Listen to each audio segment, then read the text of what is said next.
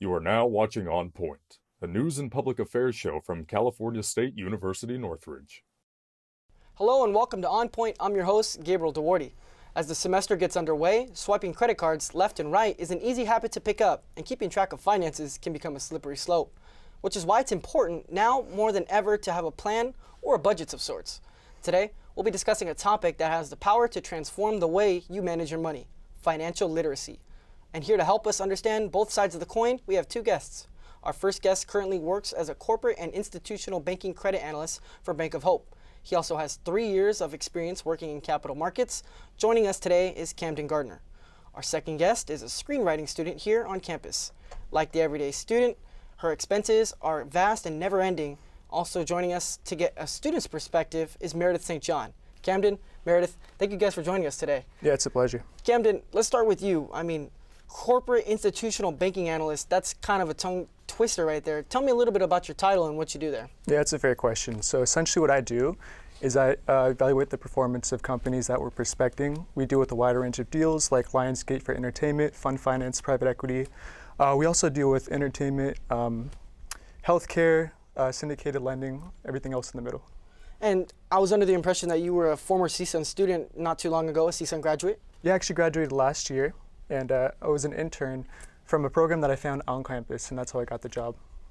And talk to me a little bit about the topic of financial literacy. As a financial graduate from the campus of CSUN, and as well as working into the finance world, tell me a little bit about your experience, if any, with financial literacy. Yeah, that's a great question.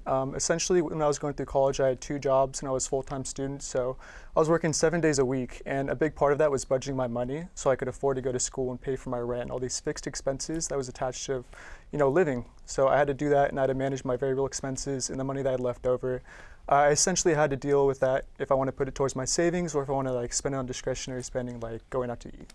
Meredith, you're a current student here. Talk to me a little bit about your understanding of financial literacy that you have. Well, I feel like we contrast each other very well because for me, finance and literacy are completely separate. And, I'm a writer, so I'm a words person. And for me, keeping track of my finances or budgeting is really just like a game of kind of outrunning. And I think it's, unless you sit down and you literally learn about it or take some sort of course, you probably just watch your parents, or that's something that's inherited. So I just know the game of you got all the bills on the counter and you're sorting through them or whatever. And so I sort of am kind of playing the same game, hoping to come to understand budgeting a little bit better, but that's my wherewithal for now. And budgeting such a, you kind of nailed it on the head, but budgeting such a huge topic when it comes to financial literacy. Do you currently budget, or have you had any experience budgeting in the past? Yeah, so when I started college, I've been in college for about 6 years. So the first 4 years, I worked multiple jobs while I was a student. And at that time, I would, take percentages out for savings or, bills or whatever else. And now I'm unemployed. I am of the private student loan variety. And so now I'm just kind of, without that disposable income, just, making my way, and I don't have as much forward movement with my money. So you said it yourself, working 2 jobs. Talk to me a little bit about that, and trying to be able to balance not only having to feed yourself, make sure you have housing, but as well as trying to keep your feet up and be a college student as well and working 2 jobs. Yeah, it's really exhausting, and college in itself is a job. And I think when you don't have a lot of financial literacy, then there's a lot of anxiety around money and keeping it up. And for me, it was never really about saving for any long-term goal. When I was working and I was saving, it was mostly just okay, this is for rent. My savings was, okay, now I have rent to pay. So you can kind of always feel like you're playing some sort of game of catch-up. Camden, I'll pose the same question to you. Do you, as someone who's, very experienced in the financial world, do you, as you were a college student and now, have any experience with budgeting, and do you currently budget? Yeah, absolutely. Budgeting is crucial if you want to build a roadmap of financial stability. It's very easy to become encumbered with a lot of credit card debt or overspending just because you don't track it. So the goal is to track your income and your expenses and just find out how much money do I have left over, and if I have money left over, am I spending this on frivolous things instead of saving it? you're making my job kind of easy, but talking about things that could rack up for someone's, financial expenses. You talk about a credit card debt, housing, things like that. As someone who's a finance professional, I should say, talk to me a little bit about the mistakes that you see from college students like me and Meredith that, are negatively impacting someone's financial awareness. Yeah, for instance, when I first got my car, I didn't have a cosigner. And the reason it was so expensive is because I had a high interest rate for that reason. So what I had to do was pay a high interest rate on my car. And that was a tough learning example for me to learn from that scenario. So after 2 years, I was able to refinance it when I had a higher credit score and get better understanding of that. Yeah. And Meredith, talk to me a little bit about some of the expenses you deal with. You kind of mentioned you're an unemployed student dealing with, all the expenses that being a college student comes with. I know from my understanding, you're a commuter. Yes. So talk to me a little bit about that. I mean, living in Los Angeles, gas, food, rent, all these things, I know that they can pile up. Talk to me about your experiences in dealing with this. I guess I'm coming to learn that there's like a lot of benefit from remaining preventative, but the crazy thing about being an adult is that things just continue to happen. And, when you're managing the home, or like if an accident happens there, or like you're managing your car and an accident happens there, like I have to get tires this month and it's driving me crazy, just the whole operation of it. But also the fact that I guess I hadn't planned, all of a sudden it was like, oh no, I need new tires. And so I don't know, I guess I'm losing my train of thought a little bit, but I'm thinking that I am trying to learn a little bit more about how to like plan ahead for expenses that you're gonna have, instead of just like having them come at you all the time. And I think that especially as a commuter who has to like maintain their car, that's definitely something that I wanna work on. A term we use is called adulting. Yeah. I think that's a big thing. Talk to me about, what it's like dealing with all these, not only the expenses, but the emotional aspect of things too. I know it could pile up and it could not only overflow yourself, but it could overflow into other things, school, work, things like that. How are you dealing with things, being able to pay rent, being able to make sure your car is running for school, things like that? How has that, affected your mental health, whether it be in a positive or a negative way? I would say mostly negative. I think when I was working a lot of different jobs, sometimes 3 at a time, and I was in school, that can only sustain you for so long. And then I sort of reached like a level of burnout. And then now I would say I'm getting my financial aid, but I also need private loans to keep me afloat. And so in that regard, it's mostly just that it's kind of like, oh, am I going to get approved? When am I going to get approved? And so you're kind of playing this waiting game of like, you're reliant now on whatever the powers that be to like, okay, I'm going to keep going and hopefully get you through the rest of the semester. Camden, as someone who was a financial student at CSUN and now, a financial professional, talk to me a little bit about your inner circle and was budgeting, financial literacy, were these things that you guys aware of in the bigger picture of things? Yeah, I feel like me with most people, my family didn't really cover like financial literacy. So I was really going into college with zero knowledge beforehand of how all this works. And the way I learned was through, my peers, and we all learned the same thing together, and like outside sources and different people, and kind of looking up to them and seeing what they do. And it really is a process in order to like get there. Would you say that being a student at CSUN helped you in any way understand, this is how I budget, this is how I improve my financial life to become more successful in the future? Yeah, so CSUN did help me in some regards is when it comes to classes, but I feel like it's more so the people that I met who had the same goals and the same aspects of like what we want to get done. And we kind of collided with that, and through that I was able to find like-minded people who cared about the same things as me.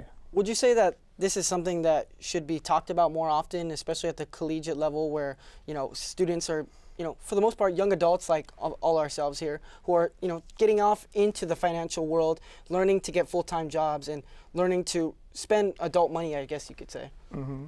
Oh, absolutely. So this is something that should be covered before college, in high school, when we're still like getting our footing right. Because when you're at college, you have student loans now, and now like you have rent, you have dorms, you have roommates, you have all these added expenses, and you really have no groundwork of like how can I like learn how to manage my finances and budget my money, and like you're not really taught that, so you kind of have to figure out as you go and have like the motivation to do that.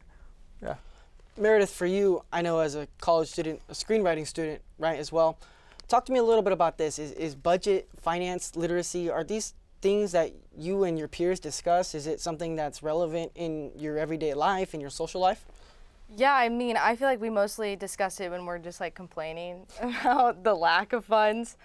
But I appreciate what Camden said about like, you know, learning early on before you get into college. And you would hope that like, if anything, you would learn at some point, and there should be like a more of a conversation around it in a general sense, because then you can, you know, hit the ground running once you enter the full adult world where you're like a working person, and like hopefully not have to carry any baggage. But I feel like that's mostly what we talk about when we talk about finances, is like the baggage and how to like get rid of it, or like how to get rid of your debt, you know. So it definitely would have been very helpful for me, and probably like most students, to have that kind of education early on. And do you feel like here at CSUN, do you feel currently that you're receiving, you know, adequate information, education to become, you know, more successful than you are currently right now in terms of financial literacy and budgeting? You know, I feel like there's probably resources out there for that. I'm not aware at the school particularly, but I would really find that like interesting to have more conversations about it, especially here at CSUN too. That's definitely something like a resource I would want to take advantage of. Camden, how often do you run into people similarly to Meredith who are just trying to outrun their bills and trying to survive, stay afloat, you know, get through college without having to worry about going into debt, worrying about not having enough money on the, you know, for food on the table, for housing and things like that? Yeah, good question. I mean, that's most people really.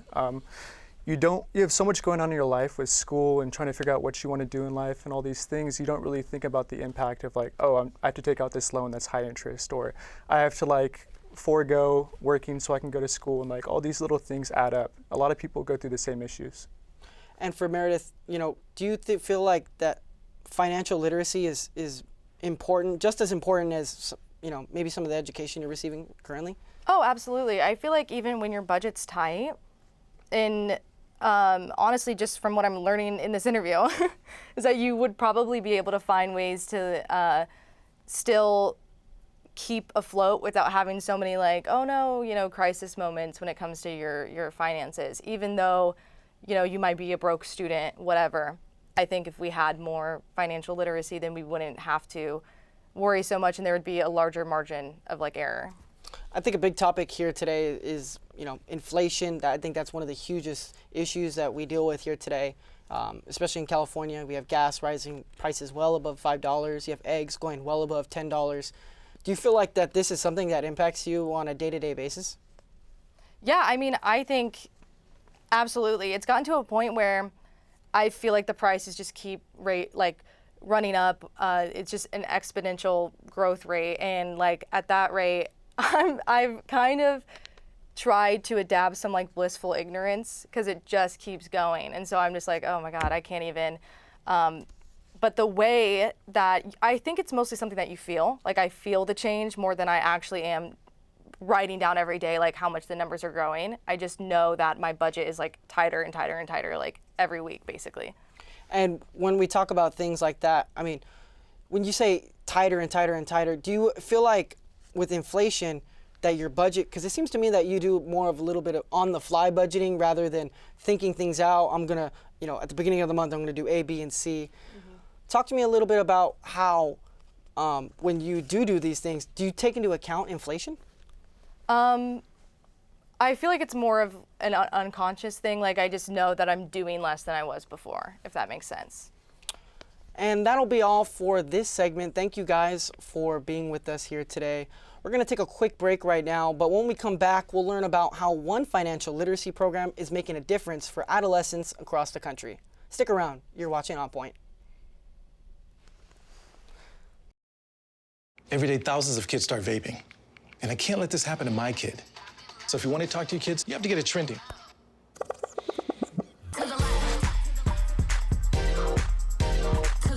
No, you're doing it wrong.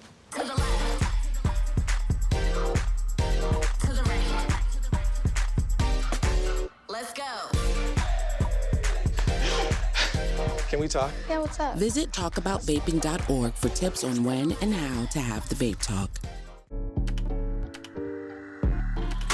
A lethal dose is in here. Who gets it, I won't know.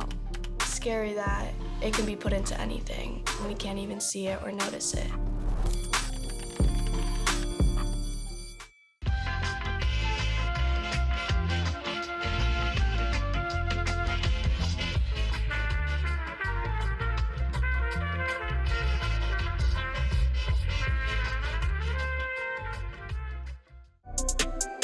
I'm an actor in an ad reminding you that if you're high, just don't drive.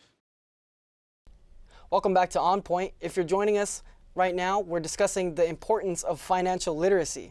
To help future generations avoid debt, high schools across the nation will be rolling out a financial literacy course to meet graduation requirements over the next few years. And one financial literacy program in Burbank is getting a head start. I'm at JA Finance Park in Burbank, where it's hosting its annual financial literacy workshop. More than 100 students are engaging in real-life budgeting scenarios and learning how to properly manage their funds with the help of volunteers and faculty. JA Finance Park welcomes students to its interactive program over the weekend. During the 6-hour event, students learned essential financial literacy skills through real-world simulations with the guidance of volunteers. Students took on adult roles with careers, salaries, and financial responsibilities with practical scenarios created by the program. Based on their personalized, simulated identity, they made decisions on budgeting, saving, investing, and managing expenses in a realistic environment. Students engaged with volunteers as they visited the various storefronts offered in the building. The shared experience between volunteers and students creates a connection that makes participants return year after year. I love the work that Junior Achievement does, and I've been actually working with them over the last 4 years. Not only does the organization connect the community, but it also leaves a long-lasting impact for everyone involved.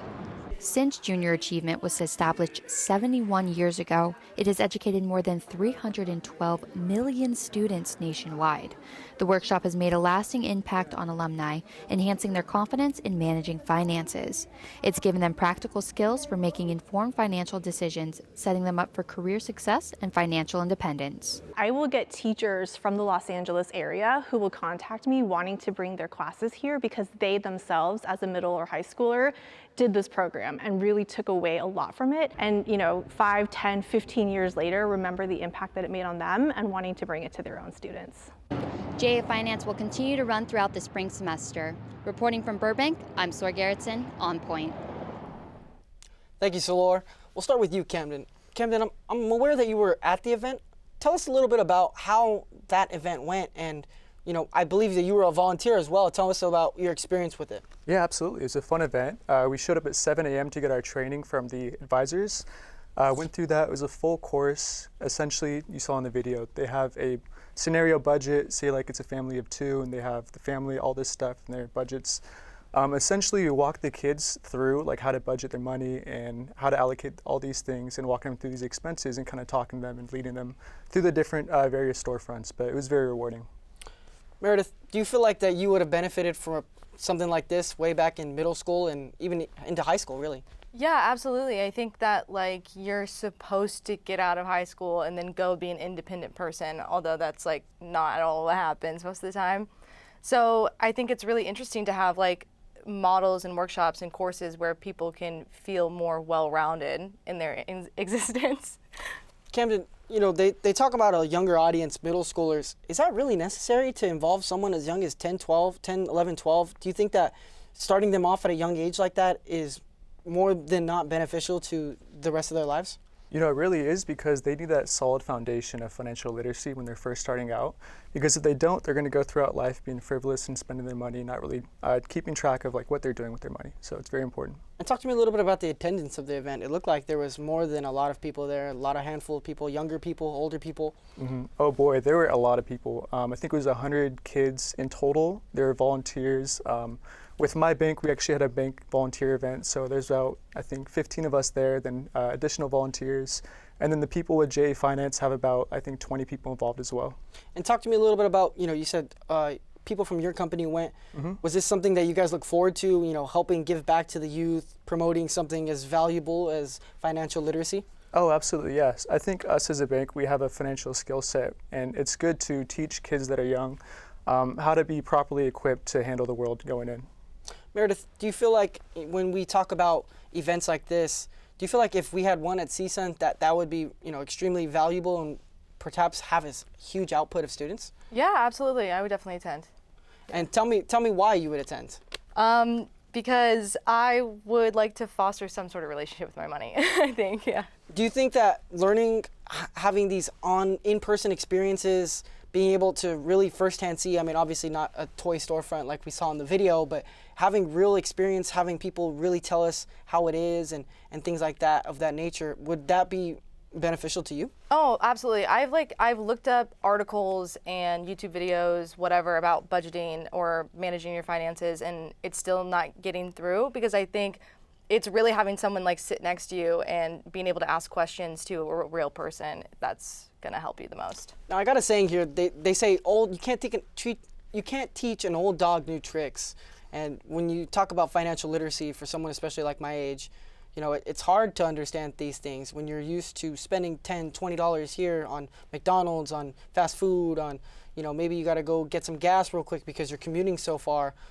Would things like that, would it be beneficial for you to have a better understanding from a younger age, and instead of, you know, us being the age we are right now, similar age group, being able to automatically transition, because all of a sudden, like you said, we're going to step into an even more independent world after we graduate from college. Do you feel like it would have been more beneficial to you to be able to learn this as a high school or middle school student?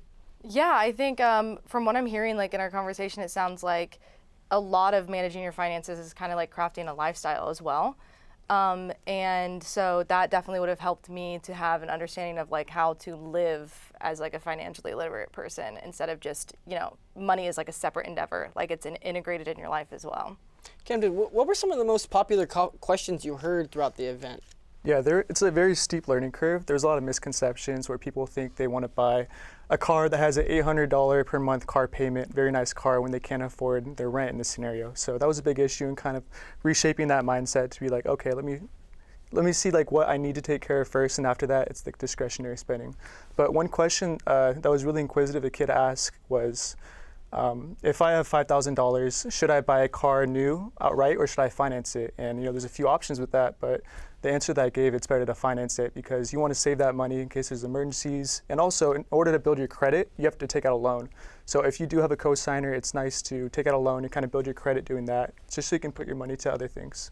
And what was it like dealing with, you know, middle school and high schoolers, you know, at this event? Were they engaged? Were they paying attention? Were they, you know, active and searching out to learn this information?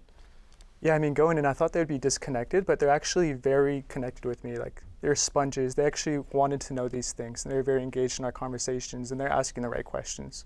And it may not be from you, but what were some of the most helpful tips that were thrown around at the event? Some of the most helpful tips that are thrown around, I would say taking out credit cards. Credit cards are very important to building your credit when you're young.